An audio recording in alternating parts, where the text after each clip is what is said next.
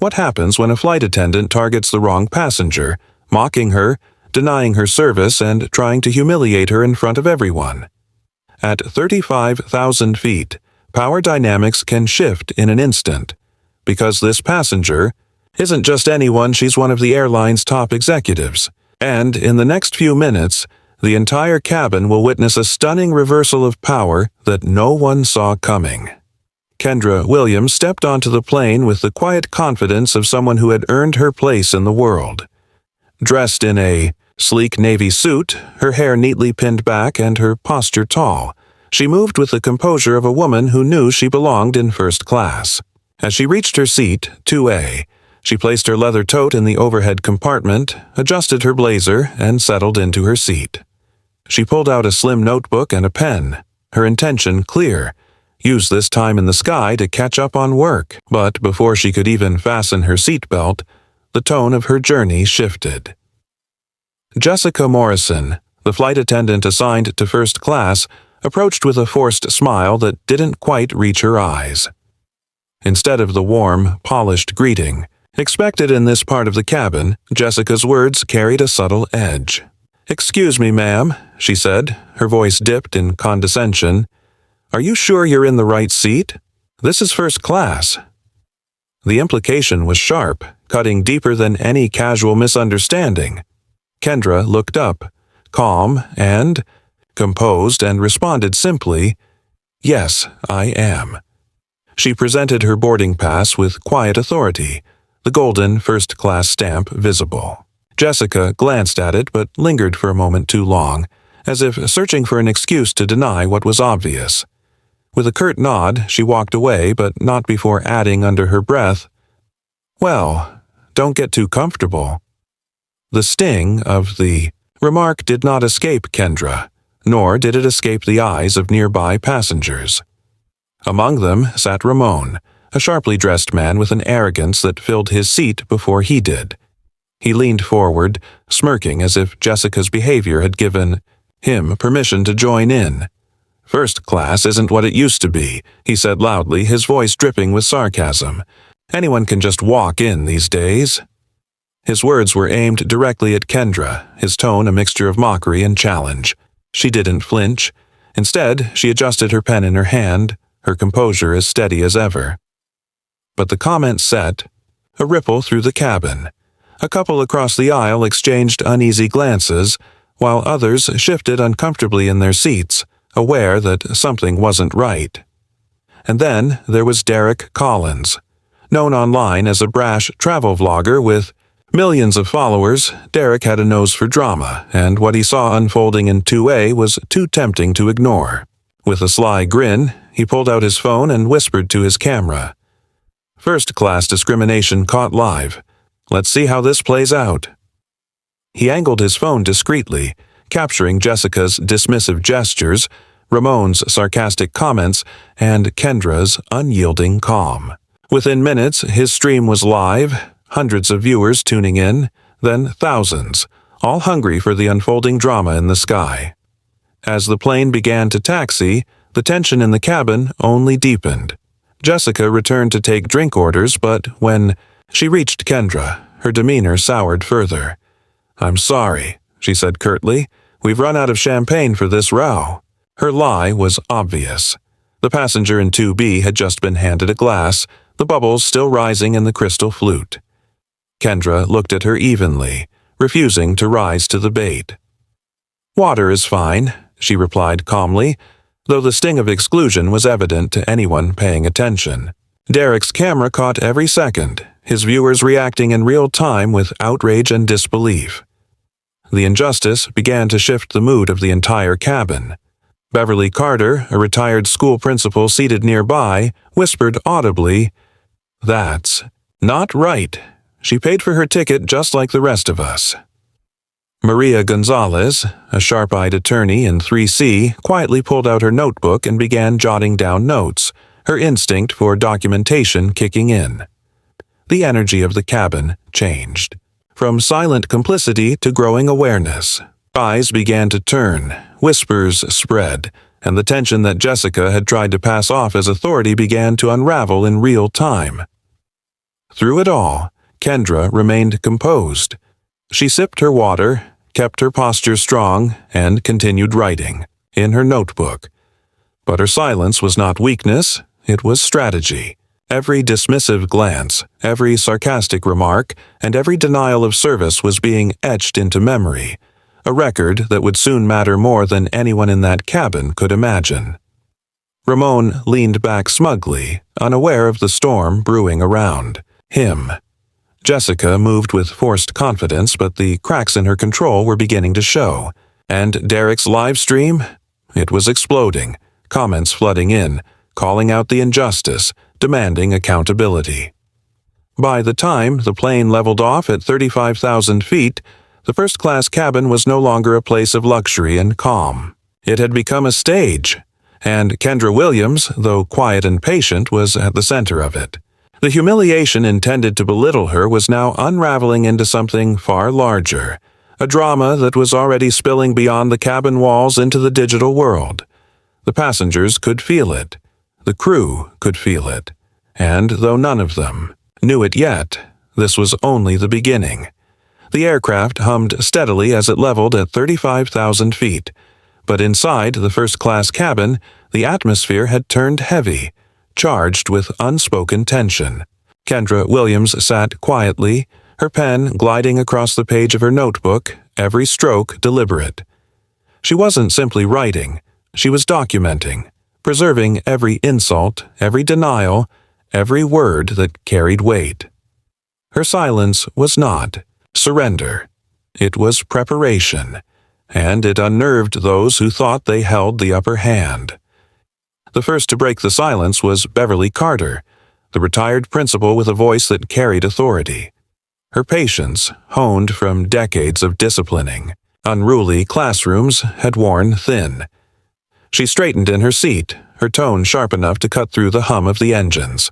"Excuse me," she said firmly to Jessica Morrison, who was pretending to arrange items in the galley. "I've been watching, and this treatment is unfair. That woman has done nothing wrong. She deserves the same respect as every other passenger. Here." Her words carried conviction, and heads turned.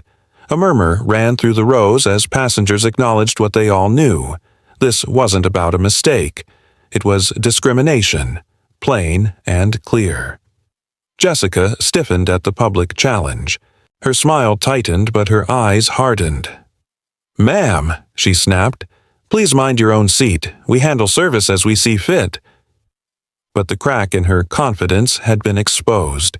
Maria Gonzalez, the attorney in 3C, had already been scribbling, furiously, her sharp, legal mind noting every detail. Now, she spoke up without lifting her gaze from the page. "I suggest you be careful with your words," she said smoothly, her pen scratching. "There are laws about how passengers are treated. You might be breaking more than just company policy." The weight of her words hung in the air like a warning bell, quiet but undeniable. Jessica, rattled, retreated momentarily, but moments later reinforcements arrived. Craig Hoffman, the lead attendant, marched down the aisle with the air of someone used to being obeyed. Tall, broad-shouldered, and seasoned from years of service, he approached Kendra's seat with a practiced look of authority. "Is there a problem here?" he asked, his tone clipped, though his eyes darted quickly to Jessica, seeking confirmation. Jessica wasted no time.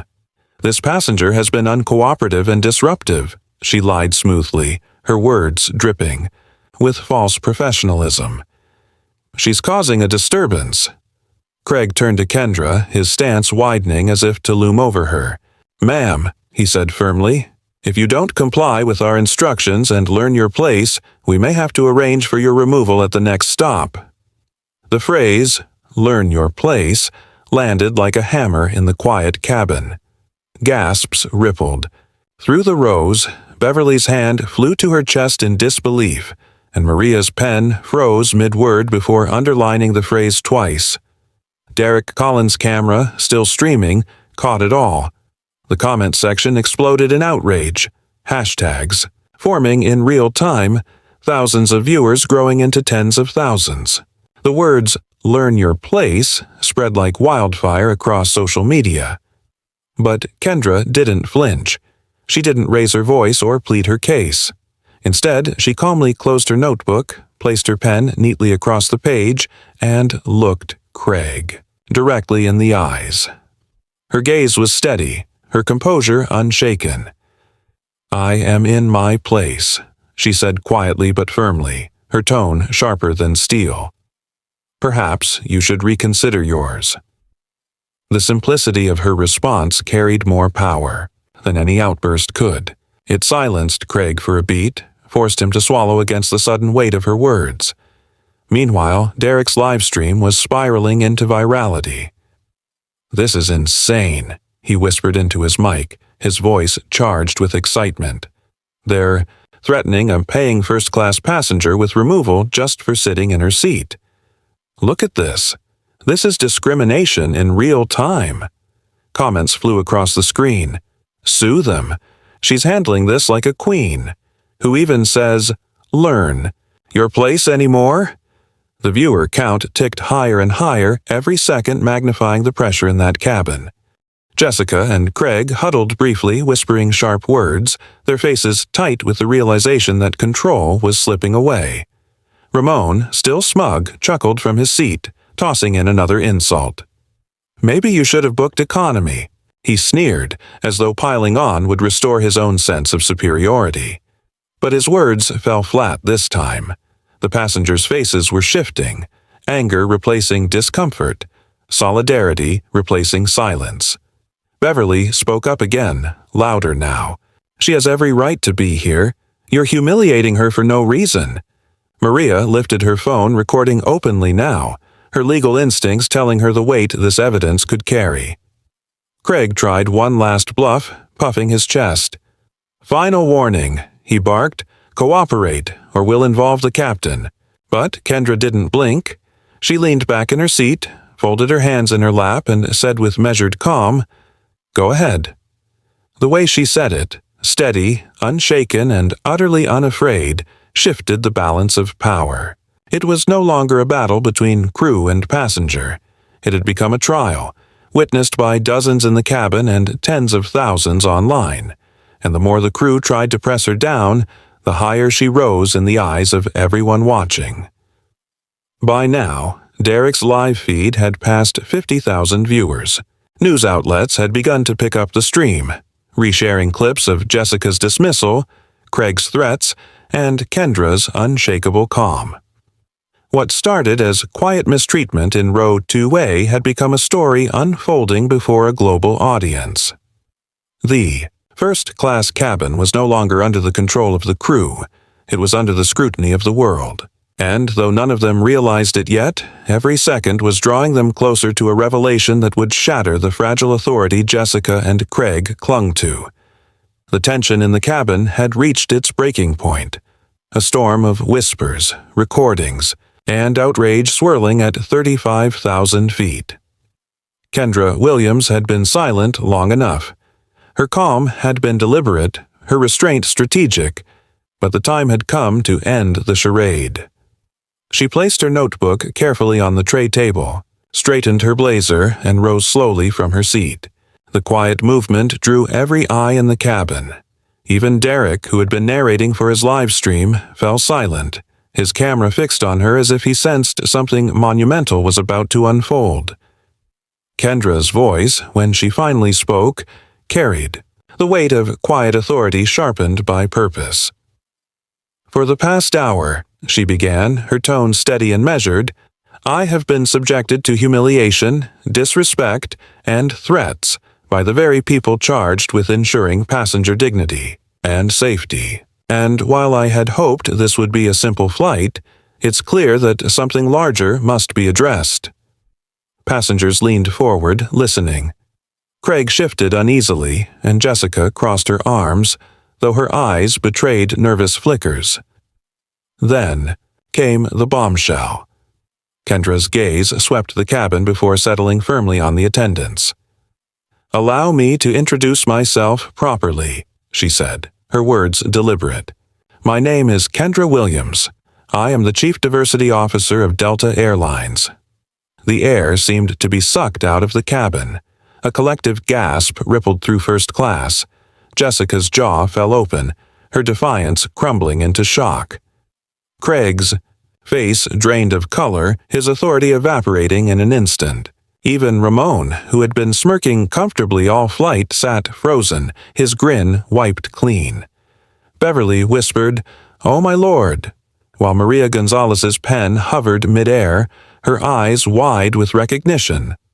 Derek's livestream comments exploded into chaos. "What? She's the boss. They messed with the wrong woman." The reveal was so powerful, so utterly unexpected that even the smallest details magnified its impact.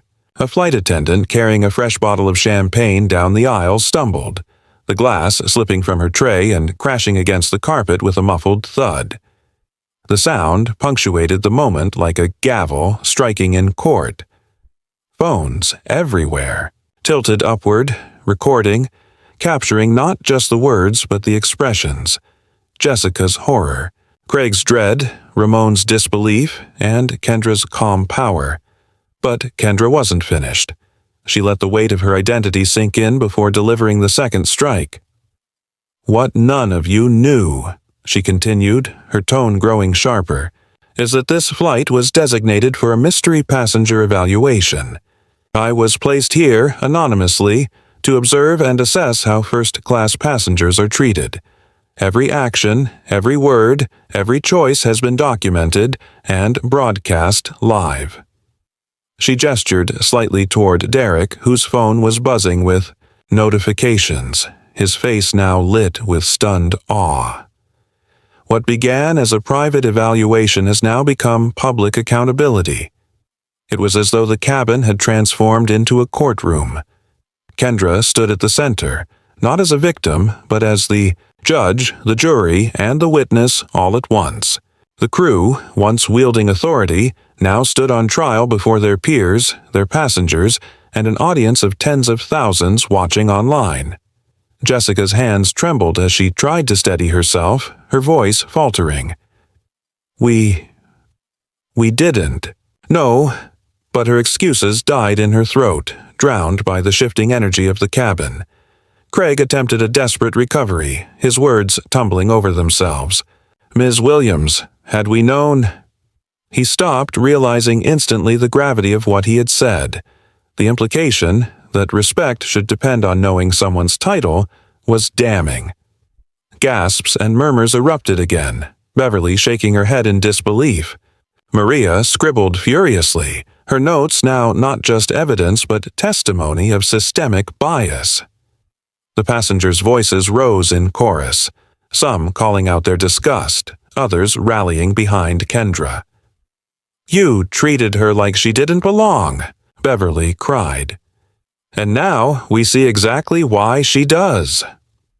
Another passenger, emboldened, shouted, "If this is how you treat your executive, imagine how you treat the rest of us when no one's watching." The words struck deep, echoing the very heart of the issue. Derek's live stream surged past 100,000 viewers, news outlets embedding his footage within minutes.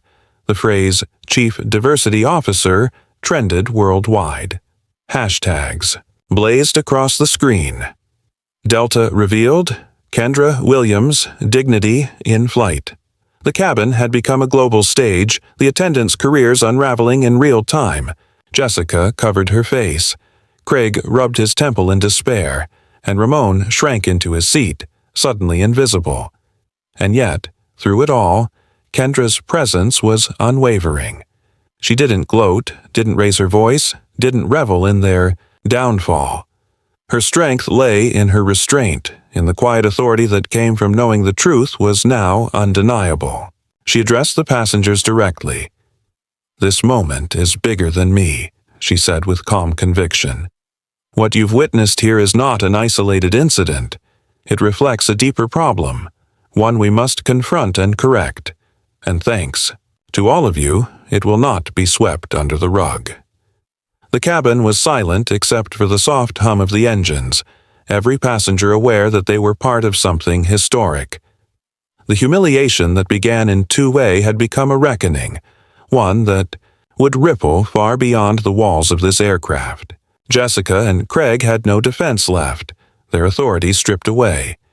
The passengers, once quiet observers, had become witnesses to justice in motion, and Kendra Williams, the woman they tried to diminish, had turned the sky itself into a courtroom. The silence that followed Kendra's revelation was thick, broken only by the steady hum of the engines. Every passenger, every crew member, even Derek's buzzing phone seemed suspended in that moment, as though the entire world was holding its breath. Then Kendra reached calmly into her bag, retrieved her phone, and pressed a single button. The cabin stirred.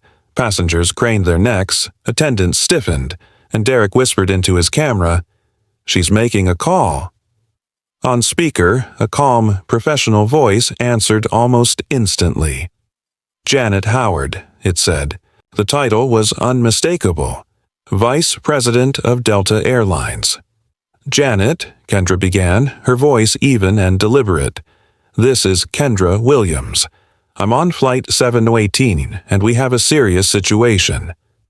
She recounted the events with precision, her words sharp as steel, every detail backed by dozens of witnesses and Derek's livestream. As she spoke, Jessica's face blanched, Craig's hands clenched into fists, and Ramon shrank further into his seat. Passengers leaned closer, enthralled as the curtain of corporate distance lifted and justice began to flow directly into the cabin. Janet's voice responded with controlled urgency. "Understood. This will be handled immediately. Please assure the passengers that they are safe and that action is already underway." Word spread like wildfire. Derek's live stream, already massive, crossed 10,000 viewers and climbed by the second. Clips of Kendra's calm revelation and her call to the vice president were spreading across platforms, shared by influencers, activists, and even journalists. News tickers began rolling. Delta executive harassed on Flight 718. Investigation underway. What began as a humiliation in one row of first class had become a breaking headline worldwide. Craig tried one last desperate attempt to regain control. "Ms. Williams, perhaps we can discuss this privately," he stammered, sweat beading on his forehead. But the effort was too late. The passengers had become her jury, the world her witness. Beverly shook her head sharply. "No. We all saw what you did. There's no hiding it now." Maria, her notebook now full of evidence, added with crisp finality, "This is bigger than a private talk. This is systemic." Within minutes, Janet Howard's directives filtered through the airline's internal network. Jessica Morrison was terminated, her employee profile flagged for misconduct. Craig Hoffman was dismissed on the spot, his long career ending in disgrace. Ramon, though a paying passenger, faced consequences too. Suspension of his frequent flyer privileges and a flagged account pending further review.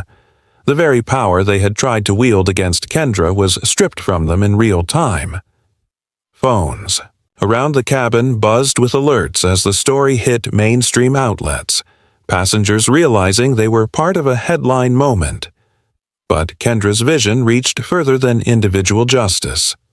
Once the immediate action was secured, she turned to the cabin, addressing not only those present but also the thousands watching online. Every passenger here deserves dignity, no matter their background, their profession, or the color of their skin. Today, that principle was violated, but it will not be ignored. Delta Airlines will not allow this to happen again. Her words resonated with a gravity that extended beyond the cabin, echoing into the broader conversation about equality in travel and beyond. Janet's voice came through the phone once more, firm and resolute. Effective immediately, we are launching the Dignity in Flight protocol. Every crew member will undergo retraining, every passenger complaint will be documented and reviewed, and discrimination of any kind will result in automatic investigation and discipline. Passengers broke into quiet applause, the sound spreading like a wave through the cabin. For once, first class felt less like a space divided by luxury and more like a community united by justice. As flight attendants scrambled to recover what little professionalism they could, the remaining passengers were offered heartfelt apologies, along with compensation for the ordeal. Vouchers, upgrades, and personal acknowledgments flowed, but more than that, there was a sense of shared vindication. They had not only witnessed injustice, but had stood against it. They had become part of change. Beverly smiled through tears, whispering, "This is what I always hoped to see in my lifetime." Maria closed her notebook with a satisfied snap, her sharp eyes softening for the first time. Derek, meanwhile, had kept his live stream running the entire time, his face glowing, with the thrill of having documented history in the making. "Ladies and gentlemen," he said into his camera, his voice reverent for once, "this wasn't just a flight, it was a turning point. Today, accountability took off at 35,000 feet. And thanks to one woman's strength, the whole world got to see it." The comment feed erupted with praise, support, and calls for broader reform. Derek ended the stream with a final nod. This wasn't just a flight. It was history in the making. As the aircraft soared steadily toward its destination, the cabin that had once been fractured by humiliation now carried the weight of transformation. Careers had collapsed, policies had shifted, and a movement had ignited, all from the courage of one woman who refused to be silenced. And as Kendra returned to her seat, calm once more, she wasn't just a passenger in 2A. She was the embodiment of change, proof that dignity, when defended, could alter the course of an entire industry.